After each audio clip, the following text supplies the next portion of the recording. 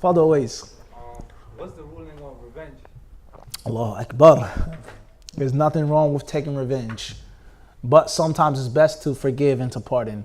However, Allah mentions in the Quran about the believers. Allah says, He says, when they are afflicted by baghi, when someone transgresses the boundaries, violates their rights, Allah says, they yantasirun. They strike back. They get their haqq. They stand up for their haqq. So there's nothing wrong with that. Allah tells in other verses, those who transgress the boundaries against you, fa'tadu. Allah says what? Transgress against them. In a similar manner in which they transgress upon what? Upon you. So there's nothing wrong with seeking revenge in Islam. There's nothing wrong with taking your haqq. This is mine. I'm taking it back. There's nothing what? Nothing wrong with that. However, it's not always best. That's first and foremost. And don't ever underestimate the power of forgiveness, as they say. Don't ever underestimate what? The power of forgiveness. Doesn't mean you have to be soft always. All right, but understand this. Islam is a balance. And Islam is a manly, we're talking to men, not about women. We're talking to men right now. For men, it's a religion of manhood. And it's also for women a religion of what? A womanhood. Women have to be tough as well when it comes to the necessary things. Islam is not a religion to make you soft, as many people think.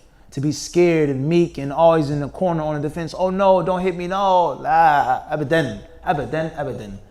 Not in the Quran or the Hadith is you find this weakness and this feebleness. That's not the case. Read the seerah of the Prophet ﷺ and the things that he did. And the times in which he also forgave and he pardoned.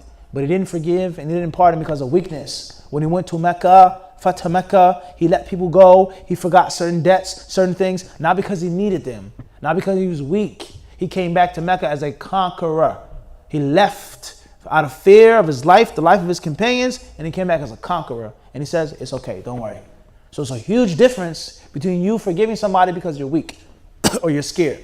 There's a huge difference saying, listen, if I wanted to, but you know what? Don't even worry about it. Tafaddal, go ahead, you got it. But don't ever get it twisted. What? If you violate me again, I'm going to see you. Everybody understand this? So there's nothing wrong with that. However, don't underestimate the power of forgiveness. Last but not least, beware of your ego.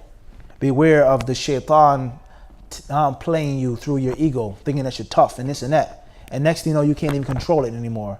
And anyone who says something, steps on your foot, looks you the wrong way, what? Huh?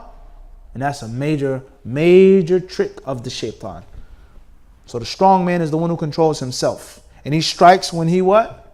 When he wants to. When he wants to strike. Whether he needs to or not. He makes the decision and not his anger.